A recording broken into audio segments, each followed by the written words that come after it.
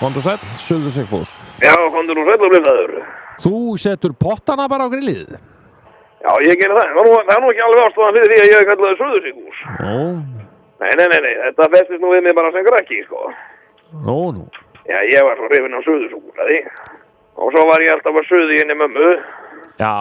Að gefa mig suðusúkkulaði. Já, einmitt. Og eins og bróðurinnar mömmu sagði henni, sko. Já. Hvar er Sigfús? Það kannski ekki suða í mömmu sinnum suðusúkkulaði. Já, svoleiðis, já. En þannig að þetta nafn festist nú við mig, svona Suður Sigfús. Ég skil. Hvað er þetta Suða Sigfús? Já. Og svo þegar ég var lítill drengur að þá hérna, þegar að mamma var að sjóða eitthvað. Já. Þá sagði ég alltaf við henni, hvað er þetta suða mamma mín? Sagði ég alltaf við henni, hvað er þetta suða mamma mín? Hún sagði við mig, ég er að suða fisk, húsi minn. Já, ég skil. Þannig að þú suðar í pottunum á grillinu. Já. Og hvað söðstu í hvað er þetta suða mamma mín? En já, nú, ég hef notað grillið mikið til suðu. Já. Og ég hef með stórt grill og kem á það fjórum pottum. Og í gær þá þegar ég kom beint heim úr vinnunni, ég fór nú ekki einu sinni til mín, ég fór strax og kveikt upp í grillinu. Og ég sauð kjúkling. Já, sauð fyrir þau og það er svo, veistu, þetta er stemningin maður, þegar sko sólin skín í heiði og krakkarnir eru glaðir maður og að koma með rjúkandi pott með soðnum kjúklingi. Já. Bjóðu upp á þetta soðnar kartöflur og létt soði grænmeti. Já.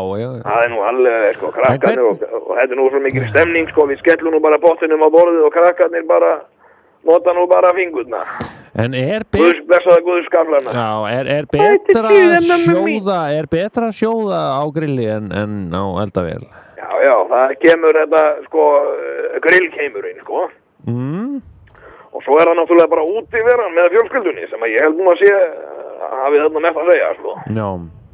Og hérna, og svona, og líka bara margir svona óvenjulegi réttir sem verða til, sko.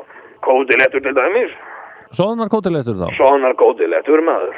Rein náttúruafurð og geta soðið þetta í svona létt söltuð vatni, sko. Já. Og nota ekkert krydd, sko. Nei. Og tala nú ekki, og þetta er svona dýrindis norskæti eins og nautalundir. Já. Það er nú alveg. Nautalundir, já. Já, létt soðnar nautalundir á grilli. Það er nú algjört norskæti, sko, það er bara bráðunar upp í manni, sko. Já. Og nota ekkert krydd á það. Nei. Og veistu, að skóla þessu niður með soðnum kartöflum og létt soðnu grænmeti. Já. Það er nú alveg, sko, það fer ekki fram á mikið meira, sko. Nei, mitt. Svo hef ég gert það og það er nú svona, hérna, leini uppskriftin mín. Já. Það góðri suðu. Þá síður maður einn kjúkling. Ég hef oft soðið hænu bara. Það þurfa 5 tíma, sko. Já. Í suðu.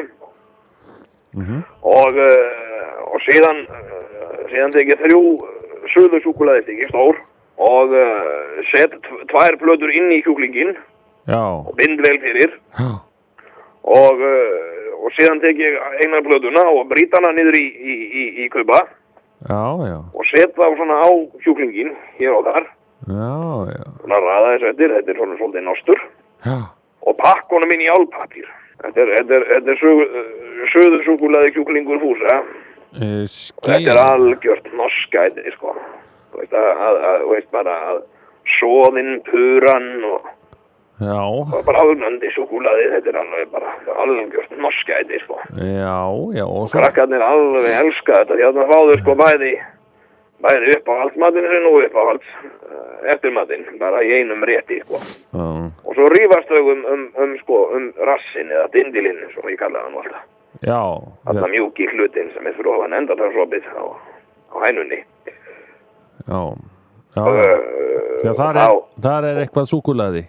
Nei, það er svona að fá dindilinn og svona þrífa upp restina af súkkulaðinu með dindilinum.